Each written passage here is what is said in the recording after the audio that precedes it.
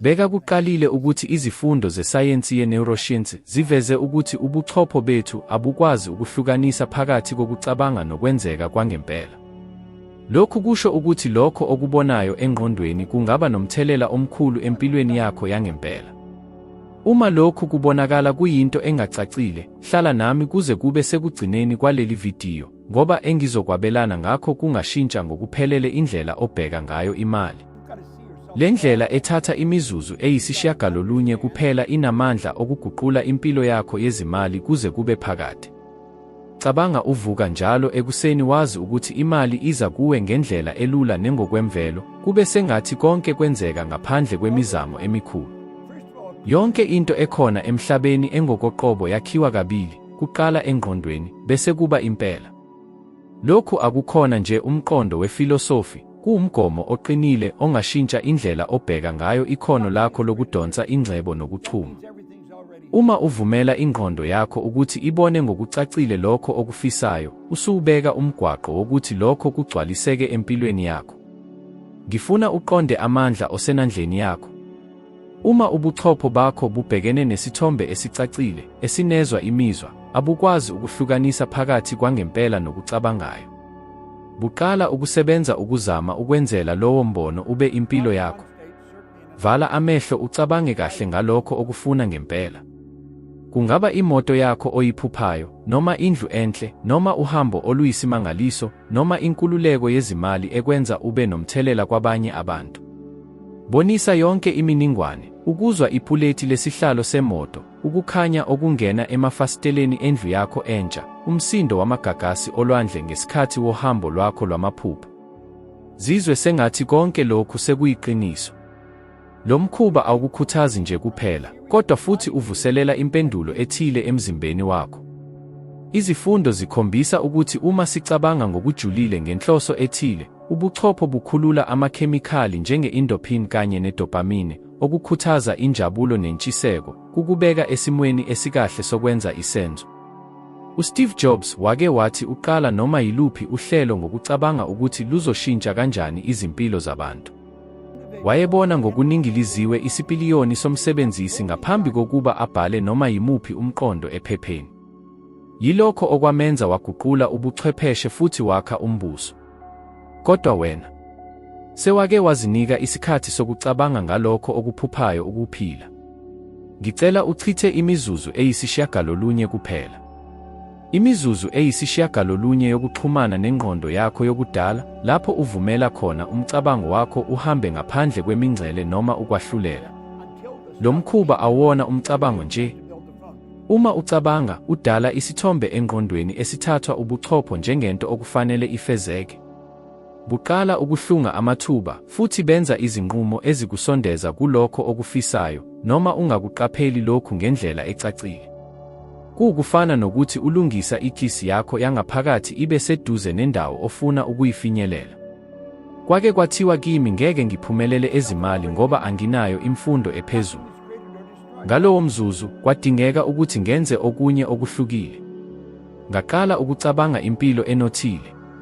Nsuku zonke, imizuzu embalwa, ngangicabanga ukuthi ngisehhovisi elihle, ngizungezwe abantu abazimisele ukuguqula izimpilo zabo. Ngangizwa iphunga lendawo, ngilalele nemisindo, okubaluleke kakhulu, ngizwa sengathi impilo leyo ngiyiphila vele. Akuzange kuthathe isikhathi eside ukuthi amathuba aqale ukuvela, futhi wonke lawo mathuba abengifaka endleleni eyangqo kuleso sibonelo engangisakhe engqondweni. Kungenzeka ukuthi ucabanga manje, lokhu kulula kakhulu ukuba kube yiqiniso. Kodwa ngifuna ukhumbule ukuthi amandla awasemazingeni okuba nzima, kodwa asekuqhubekeni njalo. Ukucabanga ngomfanekiso kuyisinyathelo esingathathwa yinoma ubani, kungakhathalekile ukuthi ukuphi noma ukuthi unazo iziphi izinsiza njengamanje. Yilesi sici sokuba lula kwaso esenza le nqubo itholakale kalula futhi ikwazi ukuguqula impilo ngokuphelele. Awudingi lutho ngaphandle kwesikhashana sokuthula kanye nesibindi sokuphupha amaphupho amakhulu. Ukuzijwayeza ukucabanga ngemifanekiso akukuxhumanisi nje kuphela nalokho okufisayo, kodwa kuphinde kukwakhele ngaphakathi umuzwa wokuthi uyakufanelekela lokho okufunayo. Lapho uzibona njalo uphila leyo mpilo oyiphuphayo, uqala ukukholelwa kakhulu ukuthi leyo mpilo iyenzeka ngempela. Futhi ukukholwa yilokho okuhambisa izindaba. Cabanga ngomuntu onjengo-Arnold Schwarzenegger, owasisebenzisa isikhumbuzo sengqondo ukuze abe ngumpetha womzimba womhlaba wonke, waba isihlabani samafilimu, kwase kuba undunankulu wesifundazwe saseCalifornia. Lapho eqala, wayengenalutho, ngaphandle kombono ocacile kanye nesinqumo esiqinile sokuguqula ube yimpilo yangempela. Kusukela sisebancane, sifundiswa imibono mayelana nemali nomsebenzi, leyo mibono eyakha indlela esibona ngayo umhlaba. Kodwa akuvamile ukuthi sime sizibuze ukuthi leyo mibono isisiza ngempela noma iyasilimaza. Wake wazibuza yini ukuthi kungani ukholelwa ukuthi indlela eyodwa kuphela yokuzuza imali ukusebenza kanzima? Futhi ubani owakufundisa lokho? Kaningi siyamukela leyo mibono njengeqiniso, singazi ukuthi mhlawumbe leyo mibono isikhawulela. Uma uzizwa sengathi ubambeke emjikelezweni ongapheli, usebenza kanzima kodwa usahluleka ukuthola inkululeko yezezimali, wazi ukuthi awuwedwa. Kodwa izindaba ezinhle ukuthi lokho kungaguqulwa. Ngingakancane, ubaba wami wayehamba ekhaya nsuku zonke esho ukuthi kufanele aye emsebenzini ukuze athole imali. Leli gama langena eqolo kimi, kwaze kwaba iminyaka ngikholwa ukuthi yiyo kuphela indlela yokuphumelela. Umsebenzi wawungumsebenzi kimi, hayi inketho. Kodwa ngokuhamba kwesikhathi, lapho ngiqala ukukhuluma nabantu abaphumelele, ngathola iqiniso elimangalisayo. Akukhona umsebenzi onzima owenza ingcebo, kodwa indlela ocabanga ngayo nendlela ophatha ngayo imali. Cabanga kahle ngendlela ingqondo yakho eyaqala ngayo ukuqeqeshwa. Kusukela useyingane, izinkolelo zakho mayelana nemali zakhiwa izipiliyoni zabazali bakho, umndeni wakho, nomphakathi okuwo. Uma bona babenobunzima bezimali, kungenzeka ukuthi nawe wajula inkolelo yokuthi imali kunzima ukuyithola. Lokho kungaba sekujule kakhulu kuwe kangangokuthi awuqapheli ukuthi kushintsha izinqumo zakho zansuku zonke. Ngolunye usuku ngezwa umusho owashintsha indlela engangicabanga ngayo, lokho okukholelwa ngakho ngemali kunquma indlela oyidonsela ngayo.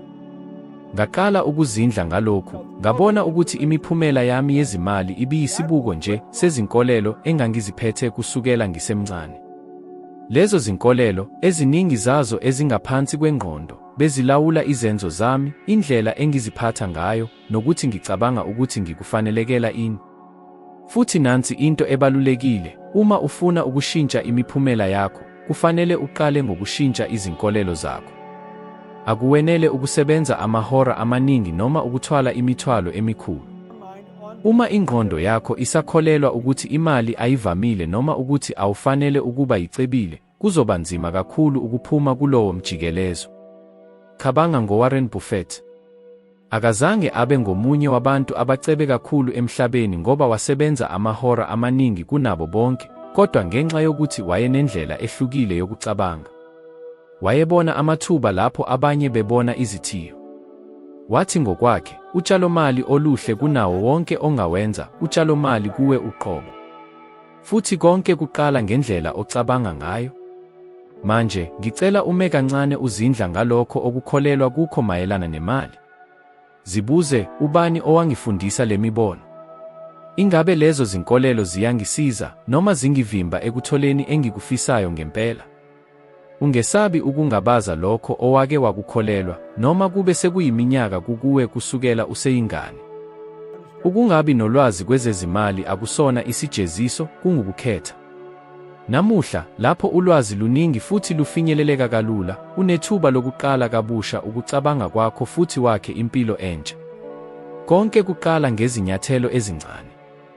Njalo uma kuvela umcabango okunciphisayo engqondweni yakho, zibuze, ingabe lokhu kuyiqiniso ngempela noma ingabe kungukukholelwa engikuthathe ngaphandle kokukubuza. Uma usuwazi lawa maphethini, usuphakathi nendawo yokuwashintsha ngemibono esekela izinhloso zakho. Uma usangabaza, cabanga ngalokhu, ukube umsebenzi onzima wawuyiyona kuphela indlela eya enothweni, kunganike abanye babantu abaphumelelayo emhlabeni bengenabo ubufakazi bokusebenza nzima ngomzimba, kodwa babephumelela ngezindlela ezihlakaniphile. Bheka uJackie. Rowling, owesifazane owaguqula uthando lwakhe lokubhala waba yingcebo eseduze kwama700 ezigidi zamarandi aseNingizimu Afrika. Yize ebhekane nezinselele ezinzima ezingachazeki, akazange asebenze kanzima kuphela, wakholwa ukuthi kungenzeka futhi wenza ngokwalokho akukholwayo. Manje sekuyisikhathi sokucabangela kabusha ubudlelwano bakho nemali. Uma uqala ukungabaza izinkolelo ezingasakusizi, uvulela amathuba amasha indawo. Cabanga ukuthi kungaba kanjani uma ungayiboni imali njengenani elincane, kodwa uyibone njengamandla amaningi alungele ukungena empilweni yakho. Ngoba iqiniso lithi kunjalo ngempela. Umbuzo ukuthi usukulungele yini ukushintsha okukholelwayo futhi ngalokho ushintshe impilo yakho. Ukubonga kungamagama alula, kodwa amandla akho adlula konke esingakucabanga. Uma sikhuluma ngokuguqula impilo nokudonsa inhlanhla, ukubonga akusona nje imizwa, kuyamandla adala agijimayo. Cabanga ngalokhu, ungathola kanjani okwengeziwe empilweni uma ungakwazi ukubonga ngalokho osunakho?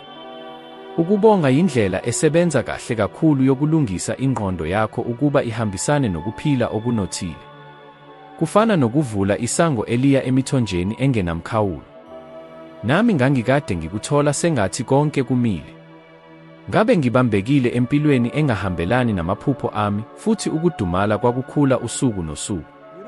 Kwaze kwathi ngelinye ilanga othile wangitshela amagama aguqula konke, awukwazi ukudonsa okukhulu empilweni yakho kuze ufunde ukubonga ngalokho osunakho. Ngathatha isinqumo sokuzama. Njalo ebusuku ngaphambi kokulala, ngabhala izinto ezintathu engangizibonga, noma ngabe ziyizinto ezincane, njengokwamamatheka, inkomishi yekhofi efudumele, noma ithuba lokufunda okusha. Lesi senzo esilula saqala ukuguqula indlela engibona ngayo impilo. Esikhundleni sokugxila kokungikhathazayo, ngaqala ukubona enginakho. Futhi njengomlingo amathuba aqala ukuvela. Uma ucabanga ukuthi lokhu kungukuhlangana kwenhlanhla, ake ngichaze okwenzeka ngempela. Uma ubonisa ukubonga, izingxenye ezithile zengqondo eziphethe imizwa emihle nempilo enhle ziyavulwa. Lokhu akuyona nje imizwa ethokomele, kungukubuyekezwa kwengqondo okuholela esimweni sokwemukela. Kufana nokuthi ingqondo yakho ithumela umlayezo endaweni yonke, ngilungele okwengeziwe. Ucwaningo lwepsychology oluhle lukhombisa ukuthi abantu abenza ukubonga njalo banelisekile kakhulu, futhi okumangazayo, baphumelela nasezimalini. Uma lokhu kubonakala kunzima, nansi isu elilula elingashintsha konke. Qala usuku lwakho uthi ngezwi eliphakeme, ngiyabonga ngakho konke enginakho, nangakho konke okusondela empilweni yami. Kungenzeka ungakukholwa ekuqaleni, kodwa akubalulekile. Amandla akhona ekuphindaphindeni nasezinhlosweni. Akukhona ngobuningi onakho, kodwa ngobuqotho obukhona ekuqapheliseni, khona-ke kuvela okuhle okungaphezulu empilweni yakho. Cabanga ngabantu abadumile abafana noJim Carrey. Wake wabelana ngokuthi ngesikhathi esinzima kakhulu empilweni yakhe, ngesikhathi engakaziwa njengeqhawe emhlabeni wezokulingisa, wasebenzisa ukubonga njengendlela yokushintsha impilo yakhe. Wabhala isheke egameni lakhe elalingaba ngaphezu kwezigidi ezingama50 zamarandi zaseNingizimu Afrika ngenxa yezinsizakalo zokulingisa, walibekela usuku lwesikhathi esizayo. Nsuku zonke wayelibuka leli sheke futhi ezibona sengathi uselitholile lelo nani lemali, enomuzwa ojulile wokubonga sengathi konke sekuphumelele. Emini ethile eminyakeni eyalandela, wathola isheke eliseduze nenani elifanayo ngendima yakhe kwifilimu ethi Dumb and Dumber. Ingabe kwakuyihaba? Noma kwakuwubufakazi bamandla okulinganisa imizwa nenhloso? Ngifuna uqale manje. Vala amehlo akho ucabange into eyodwa ongayibonga. Kungaba ukuphila kwakho, umndeni wakho, umngane oseduze, noma nje iqiniso lokuthi usaphila futhi unethuba lokushintsha impilo yakho. Vumela lowo muzwa wokubonga ugcwale umzimba wakho njengamagagasi ashisa inhliziyo. Manje cabanga ngalokho ofuna ukudonsela empilweni yakho. Kungaba imali, ithuba elisha, noma ubuhlobo obujulile. Kwenza kuphile engqondweni yakho futhi ubonge sengathi usukutholile. Lona nguye mfihlo. Ukubonga akusho kuphela ukubona lokho osunakho, kodwa futhi kuukwazisa lokho okusazayo. Kuyisenzo sokholo nokuthembela ohambweni lwakho. Uma ubonga ngalokho ongekakutholi, usho kuwe nakwimvelo yonke ukuthi uyakukholwa ukuthi kungenzeka. Lelo kholwa linamandla okushintsha impilo yakho ngokuphelele. Uma usalokhu ungathandabuzi, khumbula lokhu: ukubonga akusiyo imizwa nje kuphela, kuyisinqumo. Kuyinto ongayenza nsuku zonke, noma ngabe ukuphi noma unani. Uma ubonga kakhulu, uzothola izizathu eziningi zokubonga. Impilo iphendula isimo sakho sangaphakathi, futhi ingqondo ebongayo ivulekile ekutholeni. Ngakho-ke kungani ungasiqali manje? Vala amehlo uzizwe amandla ahamba ngaphakathi kuwe. Uma usufinyelele kulo mzuzu wokufunda, ususondele emnyango womkhankaso ongaguqula impilo yakho ngendlela enzulu. Kwazise emavikini ayisikhombisa uzobe usungesona isimo obuyiso ngaphambili. Ukuguquka kwangempela kusekwenzeni. Namuhla, ngikumema ukuthi uthwale isibopho sokuphatha ikusasa lakho ngesinqumo esilula kodwa esinamandla kakhulu.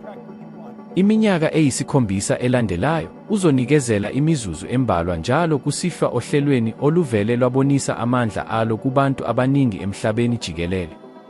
Cabanga lokhu: njalo ebusuku ngaphambi kokulala, uvala amehlo bese uqala ukucabanga ngalokho okufisayo. Akusona isifiso esingacacile, kodwa isithombe esicacile nesineminingwane eningi engqondweni, uze uzizwe sengathi usukuphile lokho okucabangayo. Zibone ushayela imoto yamaphupho akho, uzwe isandla sakho esiphatheni, ulalele umsindo wenjini. Cabanga usendlini oyiphuphayo, uzwe ukuthamba kwezinto zokuhlala, ubone ukukhanya kwelanga kuqhamuka emafasiteleni. Zizwe ujabule ngohambo obuluhlale ulufisa, ubone izindawo, uphefumule umoya omusha, ulalele imisindo ezungezile. Lo mkhankaso ulula, kodwa udinga ukuzinikezela. Futhi ngokomthetho wezifo zobuchopho, kunezizathu ezisobala zokuthi lokhu kuyasebenza. Uma ucabanga ngomgomo ocacile ugcwele imizwa, ingqondo yakho ingena esimweni esisebenza kakhulu, ikhiphe izinto ezifana nedopamine ne-endorphins. Lezi zinto azikwenzi nje kuphela uzizwe kamnandi, zakha izixhumanisi ezintsha ezingqondweni zakho eziqinisa imikhuba edingekayo ukuze ufinyelele amaphupho akho. Kunjengokungathi uhlelela kabusha ingqondo yakho ukuthi iqhubekele phambili ngamaphupho akho, noma ngabe awukwazi ukukubona. Futhi into eyisimanga kakhulu: ucwaningo lwe-neuroscience lukhombisa ukuthi lo msebenzi wokuzilolonga engqondweni ungakhulisa amandla akho okubekezela futhi usize kakhulu ekuthatheni izinqumo ezinembile nezihlakaniphile. Ekuqaleni kohambo lwami, ngangizizwa sengathi yonke imizamo yami yayingelona lutho. Kwakungathi akukho lutho olwalusebenza, futhi ngangiseduze kakhulu nokuyeka.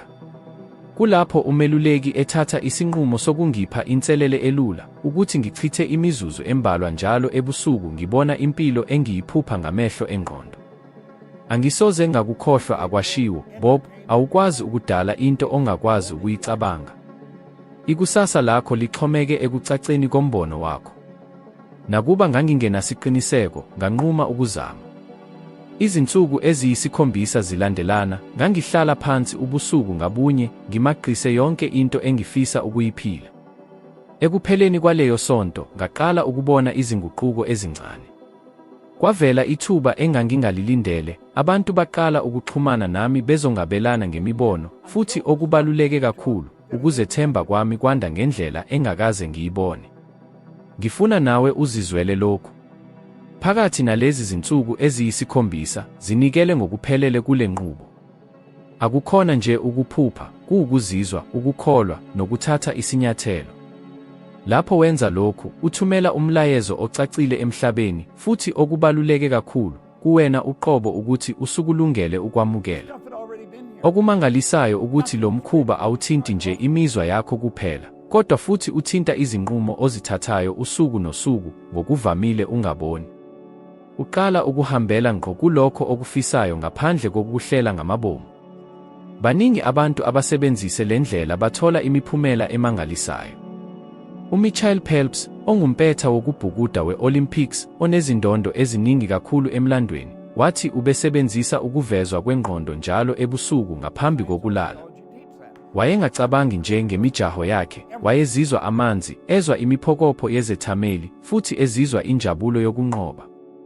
Lona mazinga okuzibandakanya kwengqondo kube enye yezinto ezibalulekile ezimfanele zamenza waba ngumsubathi ohlonishwayo. Cabanga manje ukuthi ungakufezani uma usebenzisa lowo mthetho ofanayo. Nansi inselele yakho, zinikele izinsuku eziyisikhombisa.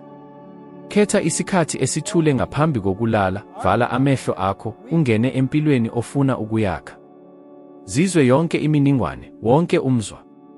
Ekupheleni kwaleyo sonto, buya uzongitshela ukuthi kushintshe ini. Ngoba into ethile izoshintsha, ngiyakuthembisa. Akuyona imilingo, kuyisayensi exutshwe nenhloso ecacile. Ukuphindaphinda kuyisihluthulelo, imfihlo abantu abambalwa abayiqondayo, kodwa wonke umuntu omkhulu uyayisebenzisa. Akunandaba ukuthi ufuna ukufezani, kungaba inhlalakahle yezimali elinganiselwa cishe ezigidini ezintathu zamarandi zaseNingizimu Afrika, ebhalwe kanje, izigidi ezintathu zamarandi zaseNingizimu Afrika, noma ukuba nesiphiwo esisha. Amandla okuphindaphinda ayindlela yokuguqula izinhloso zibe yimpilo yangempela. Akukhona ukwenza into kanye kuphela, kodwa ukwenza njalo, kwaze kwaba yisici sesimilo sakho, isenzo esizenzakalelayo esiqondisa izinqumo zakho nezenzo zakho. Ubuchopho bethu bufana nensipho, bumunca konke esikuphindayo. Ucwaningo lwesayensi lukhombisa ukuthi lapho siqhubeka sokuqinisa umqondo noma ukuziphatha, sibumba izixhumanisi eziqinile phakathi kwamangqamuzana obuchopho. Lezi zixhumanisi zifana nemizila ehlathini, uma uhamba ngayo kaningi, iba sobala futhi ilula ukuyilandela. Lena yindlela yokuprograma kabusha ingqondo yakho nokudala imiphumela oyilangazelelayo ngempela. Ngafunda leli sonto ngendlela enzima ngesikhathi ngibhekene nesinye sezithiyo ezinkulu empilweni yami, inkolelo yokuthi impumelelo ibekelwe abanye kuphela. Ngangizwa sengathi noma ngingazama kangakanani, angisoze ngafinyelela emazingeni engangiwabona kwabanye. Kwaze kwaba usuku olulodwa, umeluleki wami wangitshela, "Bob, ucabisa ngendlela ofunda ngayo izwi ozilokotha wena. Uma ufuna ukuguqula impilo yakho, qala ngokuguqula lokho okuzisho kuwe nsuku zonke." Ngaleso sikhathi, ngathatha isinqumo sokuzidalela umusho engizowuphinda nsuku zonke, into eyayizongisiza ngiqinise umbono wami ngomuntu engifuna ukuba yena. Njalo ngosuku, izikhathi eziningi, ngangiphinda ngithi, ngiyisakhamuzi esiphumelelayo. Imali ingigelezela ngobuningi. Amathuba azofika kimi ngendlela engalindelekile. Ekuqaleni, le misho yayingizwakala ingajwayelekile, sengathi ngiyazikhohlisa. Kodwa njengoba isikhathi sihamba, lamagama aqala ukuba nencazelo yangempela, kwaze kwaba sekutheni impilo yami yaqhamuka kahle ngendlela eyayihambisana nalokho engangikuphinda. Cabanga ngalokhu, uma uzitshela njalo ukuthi awanele, noma ukuthi ngeke uze ube nemali eyanele, ucabanga ukuthi ingqondo yakho iyokwenza ini ngalolo lwazi? Iyolwamukela njengamaqiniso. Ngokufanayo, uma ukhetha ukuphinda amazwi amahle anjengokuthi ngifanelwe ukungcebeleka noma impumelelo iseduze nami, ingqondo yakho iyokwamukela lokho kancane kancane njengenhloso eqinile. Ukuhlale uphinda yikho okuhlukanisa umcabango wesikhashana nomgomo ongephikwe. UTony Robbins uhlale ethi, ukuphindaphinda kungumama wayo yonke ikhono, futhi uqinisile ngokuphelele. Yikho indlela esifunda ngayo yonke into, kusukela ekugibeleni ibhayisikili kuya ekufundeni ulimi olusha.